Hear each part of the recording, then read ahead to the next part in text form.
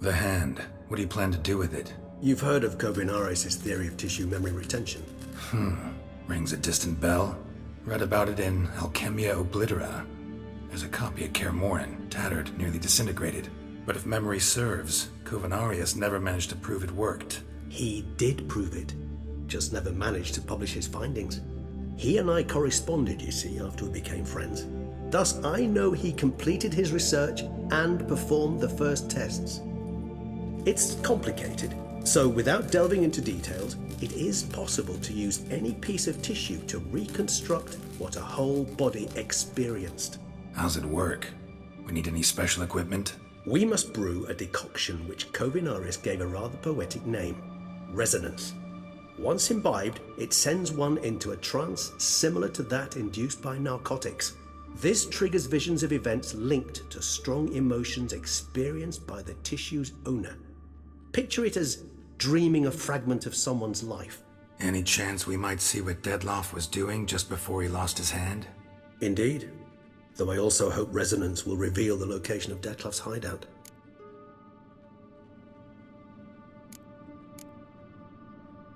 Ring's pretty intriguing. Made of no metal I've ever seen. And the ornamentation.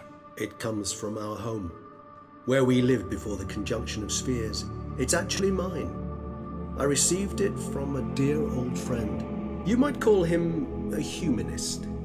He saw us vampires as guests here, guests who owe their hosts, meaning you humans and the elder races, respect. Respect? Meaning not to treat us like cattle to be slaughtered for food? Precisely. And the reason why I in turn gave it to Dettlaff. To remind him of the ideals my old friend championed.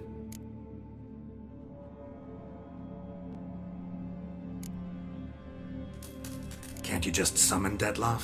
You're both higher vampires, there's gotta be a way. If I'm to be entirely candid, there is indeed one. But believe me, we will be better off never availing ourselves of it. It is a last resort. Absolutely. Last resort? The hell? Why? There is a being who can summon Dettlaff. Possesses the authority, even the power, to force him to appear in a given place. But the very act of contacting this being, well, it's akin to walking a slack line extended over a chasm filled with molten lava. An exercise as perilous to me as it would be to you. A risk I'm unwilling to take. I beg you, let's do it my way. It will be both quicker and easier. Kovinaris spent half his life proving his theory. Wild guess. Making a dose of resonance won't be easy. You guessed correctly. In addition to Dettlaff's tissue, we shall need a powerful occipital lobe stimulant. Effectively a poison, to make one susceptible to visions. Well, got a few ingredients to choose from. Unfortunately, all are pretty rare. There's Mamoon glands, but closest ones I know of are in Vizima. A spotted white saliva would also serve, but they were cold to extinction over a century ago. Could go with a kobold's eyes, but the creatures are sentient. Rather not gouge one's eyes out.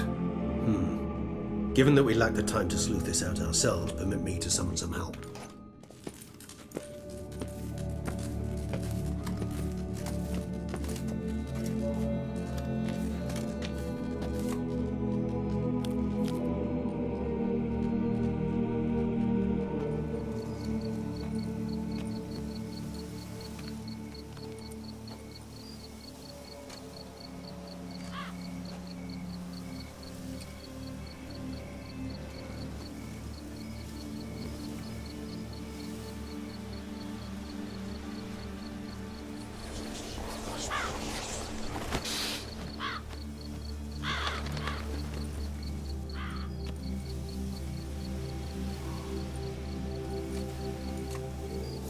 What was that? A raven?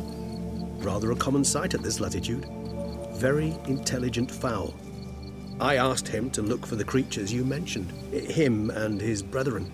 Perhaps they'll find one in the area, and I would hazard that a flock of ravens will spy any said creature faster than a solitary witcher would, with all due respect to your skills, my friend. It will take them some time, nonetheless, so perhaps you'd care for a snifter of mandrake.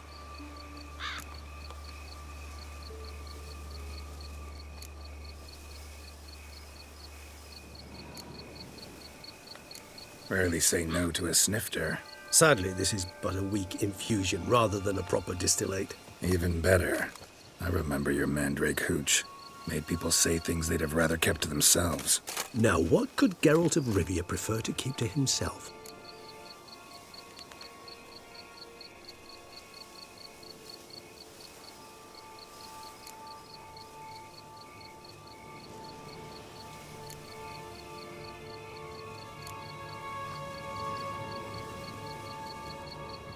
So, think you've set a nice little trap for me? Sorry. Want to get me to confess? Gonna have to try harder. I love a challenge. In that case, my ears are cocked. What must I do? How about you get the ball rolling? Reveal one of your secrets. Vampires, intriguing creatures, must lead fascinating lives. Anything in particular interest you?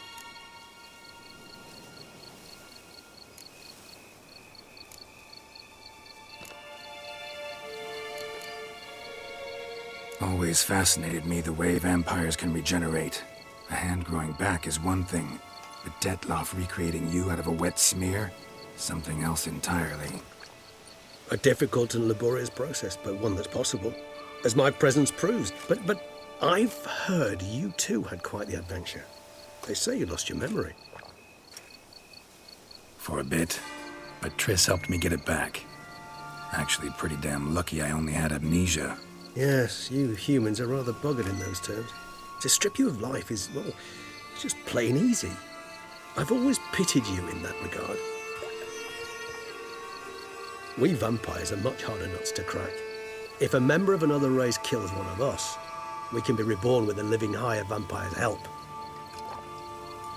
However, if one of our own strikes the deadly blow, death is permanent. There can be no rebirth. One of the chief reasons why vampires long ago swore never to fight one another.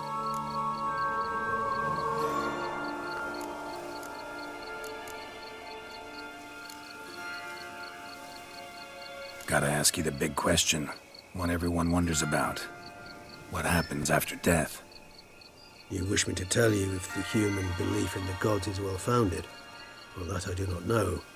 We vampires differ exceedingly from you humans. Our matter, that of which we are composed, can exist without form. We require neither a heart, nor a brain, nor air to breathe. But were you dead? As humans understand death, yes. Feel anything? Understand anything? It's rather hard to explain. I felt something very unsettling. Something I cannot even name, for I did no reasoning. Only after rebirth did I begin to understand that what I had felt was cold and unimaginable fear. If not for Detlaff, I might have drowned in an eternity of icy terror. Can't have been alive then. Sheesh, experience like that must be vicious. Indeed, it's hard to compare to anything I know. Yet you are aware we don't see death as you do. The way you cling to life, we find it entirely peculiar. You are mortals, ergo it's a foregone conclusion. You will die. It's but a question of time. Thus, I often find myself wondering why you try so very hard. To die at 20 years, 40, even 100, what's the difference? They're all but the blink of an eye. Depends on your point of view. Man who's got 1,000,000 crowns to spend can't possibly understand one who's only got 20. Very true. One's outlook can indeed change much.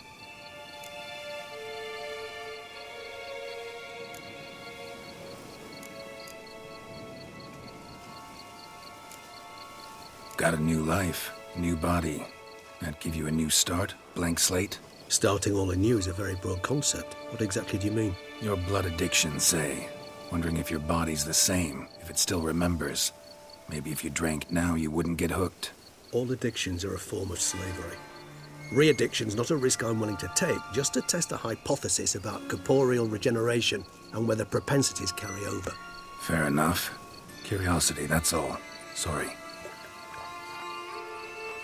Not to worry, Geralt. Curiosity is a natural reaction under the circumstances, apart from which I've always valued that trait in you.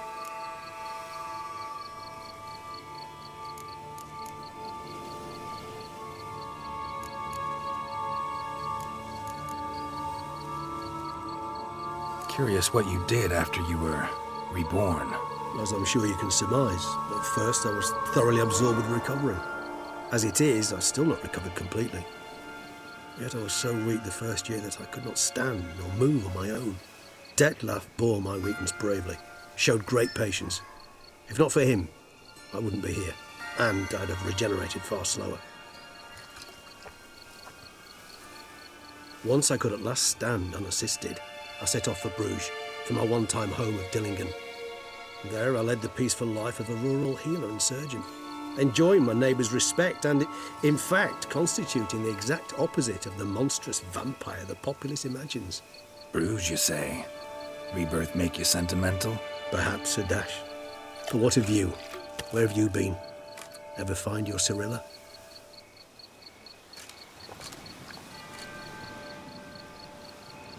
Back then, yeah. But we parted again soon after.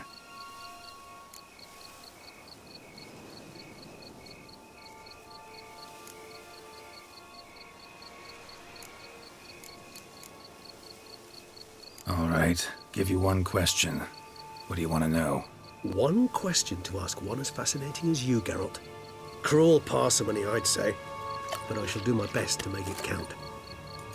If you were to die and be reborn as I was, in your new life, would you choose to be a witcher?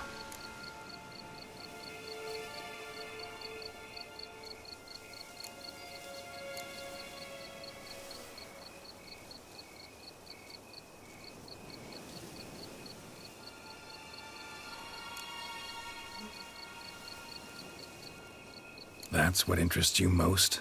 Whether I'd like to be a witcher again? Many things interest me, but we've not much time left. Please answer. Never chose to be a witcher. Fate chose for me. Had it been my choice, I'd have picked a different profession. A profession where I wouldn't have to risk my life every minute of every day. Maybe even one that'd earn me some respect. Thank you for being honest. Honesty is an attribute of the truly brave, and thus a privilege of the very few. Still no sign of your winged friend. Sure it understood what you wanted? Dead certain. Let's wait a bit longer. It'll return soon, don't doubt that for a moment.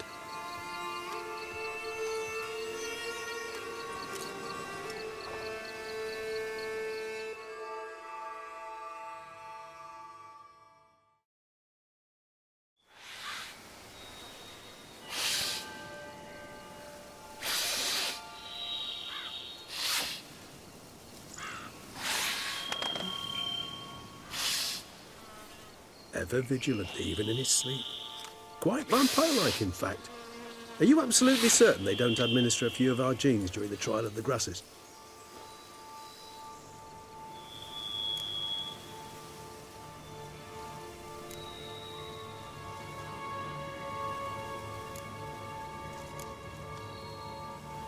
Appreciate the compliment.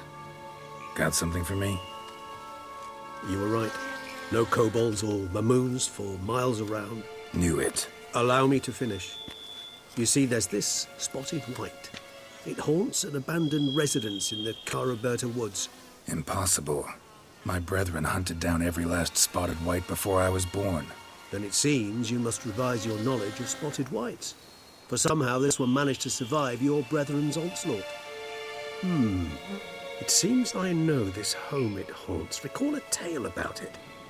Locals believe the place cursed. Perhaps that's how the white survived entirely unmolested.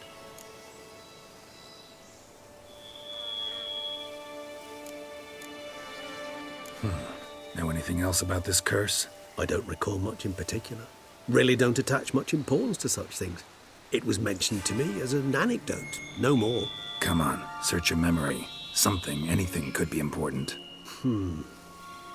I believe it had a relation to hunger, or, perhaps greed, rapacity. Someone was punished for something... Textbook definition of a curse, pretty much. Sorry, Geralt, I try not to clutter my mind with the details of every far-fetched tale I happen to hear. What are your thoughts? A specimen of a species thought long